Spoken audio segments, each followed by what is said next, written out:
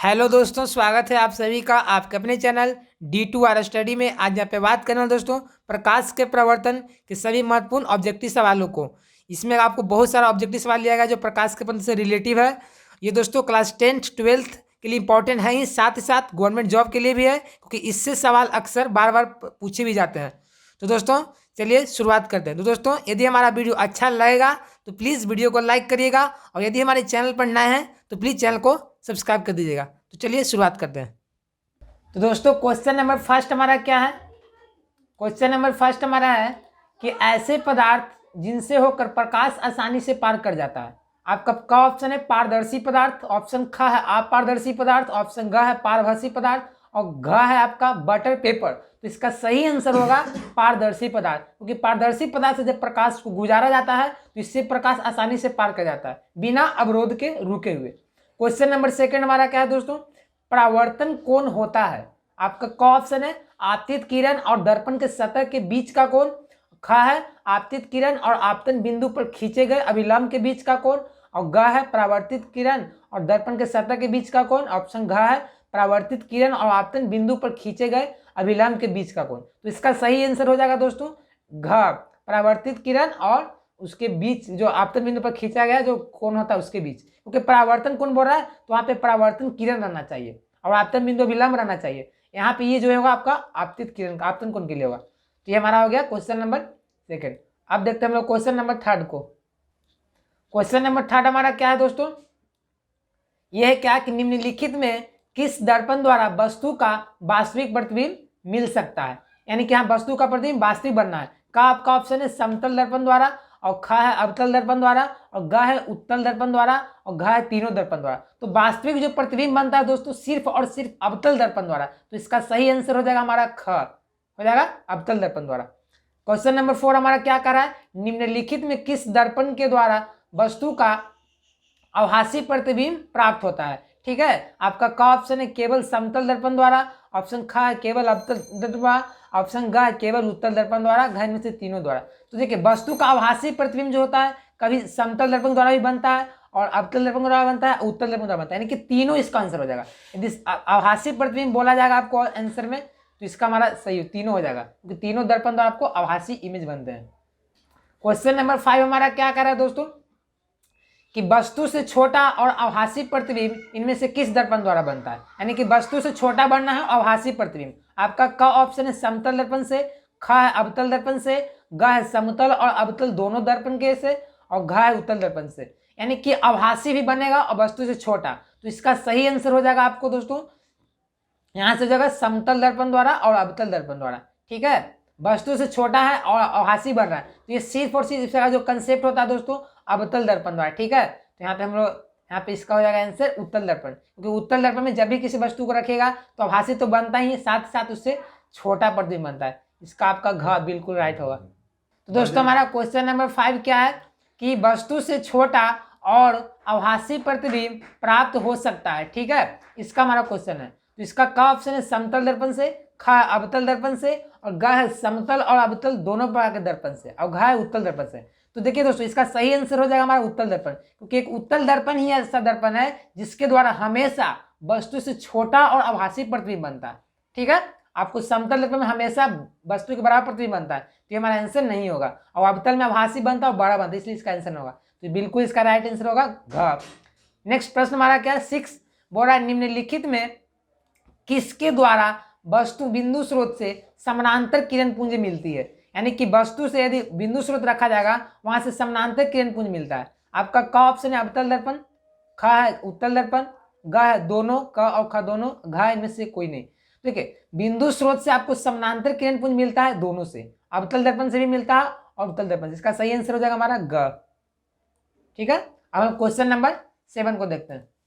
Question number 7 हमारा कह रहा है दोस्तों कि कहां पर स्थित होने से वस्तु का प्रतिबिंब अवतल दर्पण के फोकस पर बनता है? यानी कि वस्तु को कहां रखा जाए कि उसका प्रतिबिंब अब फोकस पर बने? आपका क ऑप्शन है फोकस पर, ख है वक्ता केंद्र पर, ग है ध्रुव पर, और घ है अनंत पर। तो इसका सही आंसर हो जाएगा अनंत पर, कि जब आप किसी ऑब्जेक्ट को अनंत पर रखते हैं तो उसका जो इमेज बनता है आपको अवतल दर्पण के फोकस पर बनता है।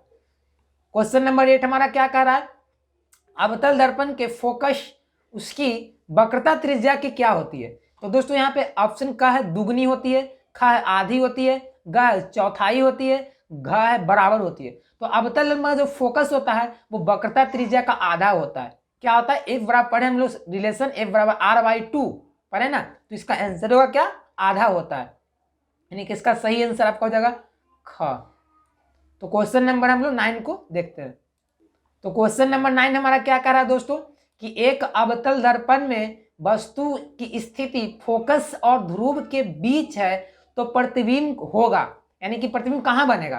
तो वस्तु जो रखा गया आपको अवतल दर्पण के फोकस और ध्रुव के बीच में रखा हुआ है, तो आपका क ऑप्शन है वास्तविक और बड़ा, ख है वास्तविक और छोटा, ग है आभासी या काल्पनिक और बड़ा, ऑप्शन घ है आभासी और छोटा। ठीक है, अवतल दर्पण में फोकस और यदि ध्रुव के बीच प्रतिबिंब वस्तु को रखिएगा तो उसका जो प्रतिबिंब बनता है दोस्तों आभासी बनता है और वस्तु से बड़ा बनता है। पर एक ही इसमें कंडीशन आता है आभासी का, कब? जब फोकस और ध्रुव के बीच रखेंगे तब। तो हमारा ऑप्शन क्या हो जाएगा? आभासी और बड़ा, यानी कि इसका ग बिल्कुल राइट होगा, हो जाएगा। ये हमारा हो गया। अब क्वेश्चन नंबर 10 को पढ़ते हैं। हमारा क्या कर रहा है दोस्तों? किसी अवतल दर्पण द्वारा आभासी सीधा और आवर्धित प्रतिबिंब तब बनता है जब वस्तु की स्थिति होती है, यानी कि कब अवतल दर्पण में आभासी प्रतिबिंब बने और आवर्धित मतलब बड़ा, कब? देखिए पहले जैसा प्रश्न है थोड़ा सा घुमाया हुआ है। आपका ऑप्शन क है वक्रता केंद्र पर, ख है वक्रता केंद्र से परे, परे मतलब वक्रता केंद्र अनंत के बीच होता है। ठीक है, ग ऑप्शन है फोकस और वक्रता केंद्र के बीच, और घ है दर्पण के ध्रुव और उसके फोकस के बीच। तो इसका सही आंसर होगा घ, क्योंकि पहले वाला प्रश्न जैसा है बस थोड़ा सा घुमाया हुआ है। तो समझ रहे बात को? तब हम लोग क्वेश्चन नंबर 11 को पढ़ते हैं। क्वेश्चन नंबर 11 हमारा क्या कर रहा है दोस्तों कि मोटर गाड़ी के चालक के सामने लगा होता है, यानी कि मोटर गाड़ी के चालक के सामने क्या लगा होता है? आपका क ऑप्शन है समतल दर्पण, ख है उत्तल दर्पण, ग है अवतल दर्पण और घ है एक पतला लेंस।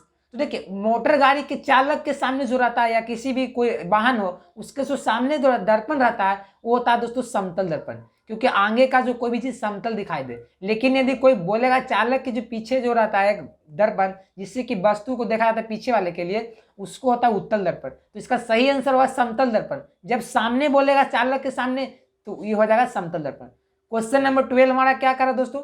उत्तल दर्पण द्वारा बना प्रतिबिंब होता है। आपका क ऑप्शन है काल्पनिक और उल्टा, ख है काल्पनिक और सीधा, ग है वास्तविक और उल्टा, घ है वास्तविक और सीधा। तो उत्तल दर्पण द्वारा हमेशा प्रतिबिंब बनेगा तो ये आभासी ही बनेगा, और जब आभासी बनता है तो सीधा होता है। तो हम लोग कहा जाएगा काल्पनिक और सीधा, क्योंकि उत्तल दर्पण में ही सिर्फ और सिर्फ काल्पनिक और सीधा ही प्रतिबिंब बनता है। हमारा 12 का क्वेश्चन ऑप्शन क्या है? ख, बिल्कुल सही है। अब पढ़ते हैं हम लोग क्वेश्चन नंबर 13। तो क्वेश्चन नंबर 13 हमारा क्या कर रहा है दोस्तों? उत्तल दर्पण द्वारा बना प्रतिबिंब होता है, यानी कि उत्तल दर्पण द्वारा कैसा प्रतिबिंब बनता है? आपका क ऑप्शन है हमेशा सीधा, ख है हमेशा उल्टा, ग है सीधा भी और उल्टा भी, और घ है इनमें से कोई नहीं। तो मैंने अभी भी बताया हूं कि उत्तल दर्पण द्वारा हमेशा प्रतिबिंब बनता है और सीधा ही बनता है। इसका सही आंसर होगा हमारा क, हमेशा सीधा। अब क्वेश्चन नंबर 14 हमारा क्या कर रहा है दोस्तों कि एक दर्पण से किसी भी दूरी पर रखी एक वस्तु का सीधा प्रतिबिंब ही प्राप्त होता है। दर्पण क्या हो सकता है? यानी कि यदि वस्तु को कहां पर आप रखिएगा जिससे कि वस्तु का सीधा प्रतिबिंब प्राप्त हो, हमेशा सीधा। आपका क ऑप्शन है समतल, ख है उत्तल और ग है आपका समतल अथवा उत्तल और घ अवतल। तो देखिए इसके लिए दो दर्पण आता है, एक होता है अवतल उत्तल दर्पण और एक समतल। समतल में भी आपका जो प्रतिबिंब होगा सीधा ही बनेगा, कहीं भी रखी वस्तु को। उत्तल में भी है आपको सीधा ही रखे, कहीं भी रखेगा तो सीधा ही बनेगा। तो इसका सही आंसर जो होता है हमारा ग हो जाएगा, क्योंकि इसमें दर्पण में कहीं भी वस्तु को रखेगा हमेशा सीधा ही प्रतिबिंब बनता है। तो क्वेश्चन नंबर हम लोग अब क्या 15 को पढ़ते हैं। क्वेश्चन नंबर 15 हमारा क्या कह रहा है दोस्तों? संबंध F बराबर R/2 सत्य है। आपका यह है प्रश्न। अब इसके क्या बोल रहा है? ऑप्शन क है उत्तल दर्पण के लिए परंतु अवतल दर्पण के लिए नहीं, ख है अवतल दर्पण के लिए परंतु उत्तल दर्पण के लिए नहीं, ग है उत्तल तथा अवतल दोनों प्रकार के दर्पणों के लिए, और घ है ना तो उत्तल दर्पण के लिए और ना ही अवतल दर्पण के लिए। तो देखिए मैंने इसको सिद्ध भी किया हुआ है R/2। तो देखिए जो रिलेशन है आपको फोकस और वक्रता केंद्र के बीच, ये आपको दोनों के लिए, वक्रता त्रिज्या के बीच दोनों के लिए लगता है। ये चाहे वो उत्तल दर्पण हो चाहे वो अवतल दर्पण के लिए हो, यानी कि इसका सही आंसर क्या हो जाएगा? उत्तल तथा अवतल दोनों प्रकार दर्पण के लिए। ये जो रिलेशन आपको दोनों दर्पणों के लिए आपका मान्य है, यानी कि इसका सही आंसर हो जाएगा हमारा ग हो जाएगा। ठीक है, तो क्वेश्चन नंबर हम लोग 16 को पढ़ते हैं। क्वेश्चन नंबर 16 हमारा क्या कर रहा है दोस्तों कि प्रकाश के परावर्तन के नियमों का पालन होता है। क्या है? प्रकाश के जो परावर्तन के नियमों का पालन होता है। क है विस्तृत परावर्तन में, ख है नियमित परावर्तन में, ग है नियमित और विस्तृत परावर्तन दोनों में, घ इनमें से कोई नहीं। तो देखिए इसका जो सही आंसर होगा आपका जो है ये नियमित परावर्तन में, क्योंकि देखिए प्रकाश का जो रिफ्लेक्शन ऑफ लाइट का जो नियम लागू होता है वो सिर्फ और सिर्फ नियमित परावर्तन में ही लागू होता है, यानी कि हमेशा जो है आपको जो सतह को चिकना ही रहना चाहिए, नियमित परावर्तन होता है। इसका सही आंसर आपको 16 का ख हो जाएगा। क्वेश्चन नंबर 17 हमारा क्या करा दोस्तों कि गोलीय दर्पण के परावर्तक सतह का केंद्र क्या कहलाता है। आपका क है वक्रता केंद्र, ख है फोकस केंद्र, ग है ध्रुव और घ इनमें से कोई नहीं। देखिए गोलीय दर्पण जो होता है उसका परावर्तक सतह, यानी कि जहां से प्रकाश परावर्तित होता है यानी कि टकरा कर लौटता है, उसका केंद्र बोल रहा है, तो उसका जो केंद्र होता है आपका ध्रुव होता है। समझ रहे बात को? इसका सही आंसर आपका ग ध्रुव हो जाएगा। ठीक है, अब हम लोग पढ़ते हैं क्या क्वेश्चन नंबर 18। तो क्वेश्चन नंबर हमारा 18 क्या कर रहा है दोस्तों कि जब वस्तु जो है अनंत पर हो तो अवतल दर्पण में से बनने वाले वास्तविक प्रतिबिंब है। आपका क है फोकस तल पर और अत्यधिक छोटे आकार का, ख है फोकस तल पर होता है और अत्यधिक बड़े आकार का होता है, ग है वक्रता तल पर होता है और अत्यधिक छोटे आकार का होता है, और घ है वक्रता तल पर होता है और अत्यधिक बड़े आकार का होता है। तो देखिए वस्तु अनंत पर रखा गया और अवतल दर्पण में, देखिए जब वस्तु अनंत पर रखा जाता है तो उसका प्रतिबिंब हमेशा फोकस पर ही बनता। अब बात है कि छोटा बने कि बड़ा, तो जब फोकस पर रखा गया है तो अनंत पर रखा गया तो वहाँ छोटा बनता है। समझ रहे बात को? यानी कि इसका सही आंसर क्या आ जाएगा फोकस तल पर, फोकस तल पर अत्यधिक छोटे आकार का, यानी कि आपका क जो है बिल्कुल राइट है। समझ, ये बहुत ही इंपॉर्टेंट सब सवाल है और इससे आपको बार बार पूछे भी जा सकते, तो बहुत ही इंपॉर्टेंट है। ठीक है, हम लोग क्वेश्चन नंबर 19 को पढ़ते हैं। क्वेश्चन नंबर 18 मेरा क्या कर रहा है कि अवतल दर्पण से बनने वाले वास्तविक प्रतिबिंब तब छोटे होते हैं आकार के जब वस्तु दर्पण के, यानी कि कब वस्तु को रखा जाए, कहाँ पर रखा जाए कि प्रतिबिंब छोटा बने वस्तु से, इन्हें करा हमारा और अवतल दर्पण में। आपका क है वक्रता केंद्र पर, ख है वक्रता केंद्र फोकस के बीच, ग है आपका वक्रता केंद्र के परे, परे मतलब मैं बताया था अनंत, यानी कि वक्रता के अनंत के बीच, ख है फोकस के अंदर, यानी कि वस्तु से वास्तविक भी बनना चाहिए और छोटा भी बनेगा। ठीक है ना, तो इसका सही आंसर हो जाएगा वक्रता केंद्र फोकस के बीच बनेगा, क्योंकि जब वक्रता केंद्र फोकस बीच रखेगा तो प्रतिबिंब जो बनेगा वक्रता केंद्र और क्या हमारा हो जाएगा वक्रता केंद्र के परे होती है। यानी कि जब वस्तु को दोस्तों यहाँ पे रखेगा इसका सही आंसर ग हो जाएगा, यानी कि जब वस्तु का वक्रता केंद्र के परे रखेगा यानी कि वक्रता केंद्र अनंत के बीच में रखेगा तो प्रतिबिंब जो बनेगा दोस्तों वक्रता केंद्र और फोकस के बीच बनेगा, और जब फोकस के बीच बनेगा तो छोटा ही बनता है। ये हमारा इसका बिल्कुल ग आंसर राइट है। अब हम लोग पढ़ते हैं क्या क्वेश्चन नंबर 19। तो क्वेश्चन नंबर 19 हमारा क्या करा है दोस्तों कि जब क्या करा कि जब फोकस पर जब वस्तु फोकस पर हो तो अवतल दर्पण से बनने वाला वास्तविक प्रतिबिंब है। आपका क है अनंत पर होता है और अत्यधिक बड़े आकार का होता है, ख है अनंत पर होता है और अत्यधिक छोटे आकार का होता है, आपका ग है अनंत और वक्रता केंद्र के बीच और अत्यधिक बड़ा आकार का होता है, और घ है वक्रता केंद्र फोकस के बीच होता है और अत्यधिक छोटे आकार का होता है। वस्तु फोकस पर है और अवतल दर्पण से बन रहा है वास्तविक प्रतिबिंब, यानी कि देखिए जब फोकस पर रहेगा तो वस्तु अनंत पर बनेगा और अनंत पर बनता है तो दोस्तों बहुत बड़ा प्रतिबिंब बनता है, यानी कि इसका सही आंसर आपका हो जाएगा हमारा क बिल्कुल राइट। समझ रहे बात को? तो हम लोग क्वेश्चन नंबर 20 को पढ़ते हैं। तो क्वेश्चन नंबर 20 हमारा क्या कर रहा है दोस्तों कि जब वस्तु अवतल दर्पण के वक्रता केंद्र और फोकस के बीच रखी जाती है तो दर्पण से बनने वाला प्रतिबिंब कैसा होता है। आपका क है काल्पनिक और हरासित, ख है काल्पनिक और हरासित, ग है काल्पनिक और आवर्धित, और क्या हमारा ये घ काल्पनिक और आवर्धित वास्तविक आवर्धित, यानी कि जब वस्तु को वक्रता केंद्र फोकस के बीच रख रहे हैं तो अवतल दर्पण में कैसा प्रतिबिंब बनेगा। तो मैंने बताया था कि जब अवतल दर्पण फोकस और वक्रता केंद्र के बीच रहेगा तो फोकस अनंत भी चला जाएगा वक्रता केंद्र के बीच, यानी कि प्रतिबिंब बनेगा आपको क्या बनेगा वक्रता केंद्र और अनंत के बीच। और जब अनंत के बीच बना दोस्तों तो यहाँ पे जब आपको वस्तु जो होगा बड़ा होगा, तो बड़ा मतलब क्या होता है आवर्धित, तो वास्तविक तो बनेगा क्योंकि अवतल दर्पण है, यहाँ पे वास्तविक और आवर्धित होगा। इसका सही आंसर आपका ग। तो फ्रेंड्स हमारा क्वेश्चन नंबर क्या है 21। क्या कर रहा है कि अवतल दर्पण में अवतल दर्पण के ध्रुव और फोकस के बीच रखी गई वस्तु बनने वाला प्रतिबिंब है। यानी कि जब अवतल दर्पण में यदि ध्रुव और फोकस के बीच वस्तु रखा गया तो प्रतिबिंब कहाँ बनेगा, यही प्रश्न है, या कैसे बनेगा। का ऑप्शन है आपको वास्तविक और हारासित, ख है आभासी और हारासित, और ग है वास्तविक और आवर्धित, और घ है आभासी और आवर्धित। देखिए आवर्धित का मतलब होता है बड़ा, आभासित का मतलब छोटा। तो अवतल दर्पण में चूंकि वस्तु को रखा गया ध्रुव और फोकस के बीच, तो जब ध्रुव और फोकस भी रखा गया दोस्तों तो प्रतिबिंब कैसा बनता है, आभासी बनता है और दर्पण के पीछे। और जब आभासी बनता है तो यहाँ पे प्रतिबिंब जो होता है बड़ा बनता है, तो हमारा आभासी और आवर्धित हो जाएगा इसका सही आंसर, यानी कि ऑप्शन जो घ हो जाएगा बिल्कुल इसका सही हो जाएगा। सही है। अब क्वेश्चन नंबर 22 को पढ़ते हैं। क्वेश्चन नंबर 22 हमारा क्या है दोस्तों कि उत्तल दर्पण के सामने वस्तु को कहाँ भी रखी जाती है तो बनने वाला प्रतिबिंब होता है। यानी कि जब उत्तल दर्पण में वस्तु को कहाँ भी रखते हैं तो कैसा प्रतिबिंब बनता है, यही ना, यदि कहीं भी रख दीजिए तो इसका का ऑप्शन है आपका काल्पनिक और आवर्धित, और ख है क्या काल्पनिक और हारासित। तो देखिए इसका 4 ऑप्शन नहीं है, तो सब इसका आंसर जो आपका सही हो जाएगा काल्पनिक और हारासित। क्योंकि देखिए अब उत्तल दर्पण में जो होता है आप प्रतिबिंब को वस्तु को कहीं भी रखिए किसी भी स्थिति पर, लेकिन प्रतिबिंब जो बनता है आभासी ही बनेगा और वस्तु से छोटा बनता है। तो छोटा के लिए यहाँ पे हारासित का प्रयोग किया गया है और बड़ा के लिए आवर्धित का। तो ये हमारा इसका 22 का ऑप्शन नंबर ख सही है। अब क्वेश्चन नंबर 23 को पढ़ते हैं। तो क्वेश्चन नंबर 23 हमारा क्या कर रहा है दोस्तों कि एक प्रतिबिंब का आकार हमेशा वस्तु के बराबर है तो दर्पण होगा। यानी कि जब ऐसा प्रतिबिंब बन रहा है कि वस्तु के बराबर बन रहा है उसमें, तो कौन सा दर्पण होगा। आपका क ऑप्शन है उत्तल दर्पण, ख है अवतल दर्पण, ग है समतल, और घ क्या है समतल या उत्तल। तो देखिए बोल रहा है कि प्रतिबिंब जो बनना चाहिए हमेशा वस्तु के बराबर बनना चाहिए, तो इसका सही आंसर आपका जो हो जाएगा समतल दर्पण। क्योंकि समतल दर्पण एक ऐसा दर्पण है जिसमें प्रतिबिंब जो बनेगा वस्तु के आकर के बराबर बनेगा। आप भले ही प्रतिबिंब वस्तु को कहीं भी रखिए, प्रतिबिंब जो बनेगा हमेशा वस्तु के बराबर, तो इसका सही आंसर ग होगा। समझे बात को। अब पढ़ते हैं हम लोग क्वेश्चन नंबर 24।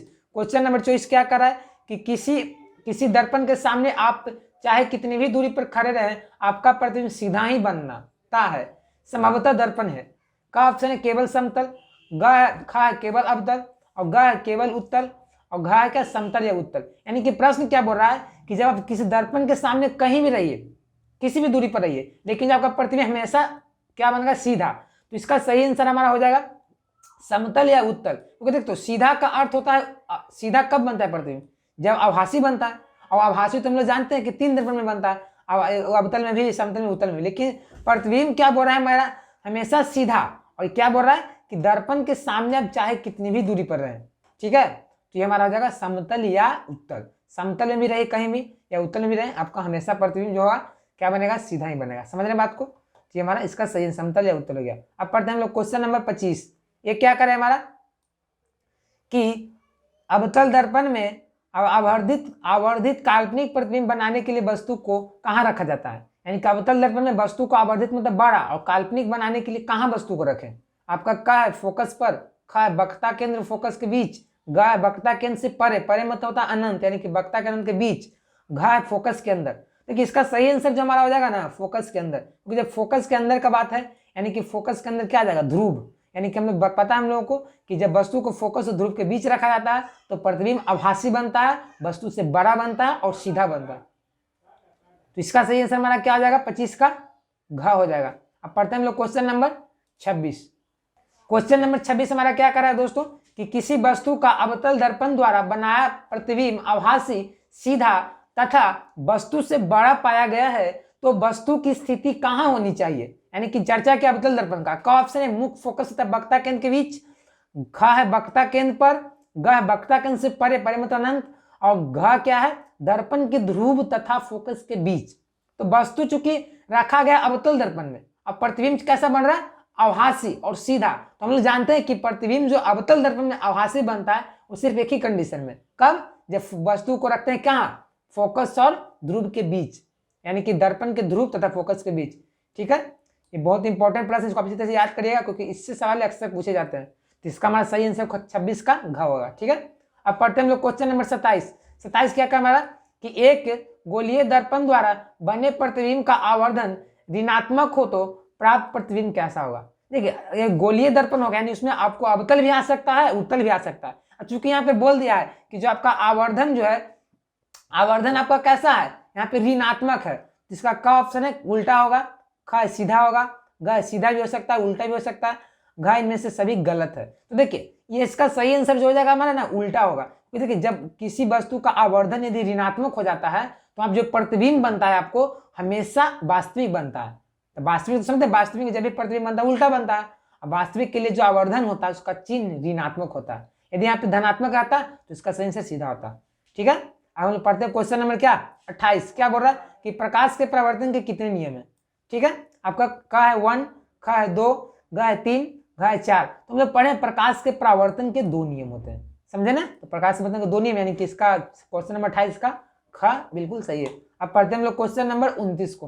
तो फ्रेंड्स क्वेश्चन नंबर 29 हमारा क्या कर रहा है, समतल दर्पण द्वारा बना प्रतिबिंब होता है, यानी कि समतल दर्पण द्वारा कैसा प्रतिबिंब बनता है, इसका प्रश्न ये है। क है वास्तविक और ख क्या है हमारा काल्पनिक, और ग है क और ख दोनों ग इनमें से कोई नहीं। देखिए समतल दर्पण में हमेशा जो प्रतिबिंब बनता है वो काल्पनिक ही बनता है, यानी कि बोले तो आभासी ही बनता है, हमेशा सीधा ही बनता है। तो इसका सही आंसर हमारा हो जाएगा ख। समझ रहे बात को, इसका सही आंसर ख होगा। क्वेश्चन नंबर 30 को पढ़ते हमारा क्या कर रहा है कि निम्नलिखित में किस दर्पण द्वारा किसी वस्तु का वास्तविक प्रतिबिंब बन सकता है या मिल सकता है, यही ना। का आपका ऑप्शन है उत्तल दर्पण द्वारा, ख समतल दर्पण द्वारा, और घ हमारा अवतल दर्पण द्वारा, और घ इनमें से किसी के द्वारा नहीं। तो देखिए प्रतिबिंब जो अब दर्पण का चर्चा नहीं किया, बोल रहा है कि प्रतिबिंब जो बनना चाहिए वास्तविक, तो इसमें एक ही दर्पण जो है वास्तविक प्रतिबिंब बना सकता है और सिर्फ वो दर्पण है अवतल दर्पण। तो इसका सही आंसर आपका हो जाएगा ग अवतल दर्पण द्वारा। समझ रहे बात को। क्वेश्चन नंबर 31 हमारा क्या कर रहा है कि उत्तल दर्पण द्वारा बना प्रतिबिंब होता है। उत्तल दर्पण कैसा प्रतिबिंब बनता है। का ऑप्शन हमेशा सीधा, ख हमेशा उल्टा, ग है सीधा भी और उल्टा भी, घ इनमें से सभी गलत है। तो इसका सही आंसर हो जाएगा आपका क हमेशा सीधा, क्योंकि उत्तल ही एक ऐसा दर्पण है जिसमें आभासी प्रतिबिंब बनता है, तो आभासी बनेगा तो सीधा ही बनेगा। तो इसका सही आंसर हमारा हो जाएगा हमेशा सीधा। अब पढ़ते हैं हम लोग क्वेश्चन नंबर 32 को। तो दोस्तों क्वेश्चन नंबर 32 हमारा क्या कर रहा है, गोलीय दर्पण में फोकस आंतर एवं वक्रता त्रिज्या के बीच संबंध है, यानी कि आपको फोकस और वक्रता त्रिज्या के बीच क्या संबंध होता है, ये प्रश्न है आपका। क है r बराबर 2f, ख f बराबर r, ग है r f बराबर r/2, और घ है क्या हमारा r बराबर f/2। देखिए इसका जो आंसर होगा कुछ मिस प्रिंटिंग है, इसका दोनों आंसर होगा, क्योंकि r बराबर 2f भी होता है, हमें पता है कि वक्रता त्रिज्या जो होता है आपका फोकस का दुगुना होता है, और फोकस जो होता है वक्रता त्रिज्या का आधा होता है, यानी कि इसका ये भी होगा रिलेशन। तो याद रखिएगा r बराबर 2f या तो f बराबर r/2, क्योंकि गुना करिएगा तो 2 होगा, f से गुना जाता है, r/2f आ जाएगा। तो ये हमारा आंसर हो जाएगा दोनों। ठीक है, तो इसको याद रखिएगा। अब हम लोग पढ़ते हैं दोस्तों क्वेश्चन नंबर 33। क्या हमारा दाढ़ी बनाने में कौन सा दर्पण उपयोग होता है, यानी कि दाढ़ी बनाने के लिए किस दर्पण का उपयोग किया था। यही है, का ऑप्शन है समतल, और ख है उत्तल, और ग है अवतल, ग है इनमें से कोई नहीं। देखिए दाढ़ी बनाने के लिए जो दर्पण उपयोग होता है आपका हमेशा अवतल। तो देखिए दाढ़ी बनाने के लिए जब भी आप जाते हैं वहाँ पे अवतल रखा जाता है दर्पण सामने, क्योंकि उससे आपको जो बड़ा बड़ा चीज दिखाया जाता है, क्योंकि अवतल दर्पण द्वारा वस्तु का प्रतिबिंब हमारे से जानते हैं कि क्या वास्तविक बनता है और उल्टा, तो अवतल दर्पण का ही प्रयोग होता है। ठीक है, समझे बात को। दाढ़ी बनाने के लिए याद रखिएगा अवतल दर्पण ही होता है। 34 क्वेश्चन लास्ट हमारा क्या है दोस्तों कि अवतल दर्पण की फोकस दूरी और वक्रता त्रिज्या की होती है, यानी कि अवतल दर्पण की फोकस दूरी जो होता है वो वक्रता त्रिज्या का क्या होता है। तो हम लोग को पढ़े अभी देखिए यहाँ पे रिलेशन दिया हुआ है, जो फोकस दूरी जो होता है वक्रता त्रिज्या का आधा होता है, पढ़े ना। फोकस दूरी देखिए यहाँ पे फोकस दूरी f है और वक्रता त्रिज्या r है, तो यहाँ पे देख रहे हैं रिलेशन में कि जो f है r का आधा है ना, यानी ये 20 होगा तो f 10 हो जाएगा, यानी हम बोल सकते हैं कि आधा होता है। इसका सही आंसर आपका ख आधा होती है। ठीक है, सो याद रखिए बहुत इंपॉर्टेंट, मैंने बहुत सारे इंपॉर्टेंट जो इससे सवाल थे उसी को मैंने कलेक्ट किया था ताकि आप इसको याद कर सकते हैं, समझ सकते हैं। तो दोस्तों हमारा वीडियो कैसा लगा, वीडियो अच्छा लगा तो प्लीज़ वीडियो को लाइक करें, अपने दोस्तों के साथ शेयर करें, और साथ साथ दोस्तों यदि हमारे चैनल पर नए हैं तो प्लीज़ चैनल को सब्सक्राइब करें और साथ ही नोटिफिकेशन बेल को जरूर दबा दीजिएगा ताकि ऐसे समर्पित वीडियो आपसे पहले पहुंचते रहेंगे। तो नेक्स्ट वीडियो में मिलते हैं। जय हिंद, जय भारत।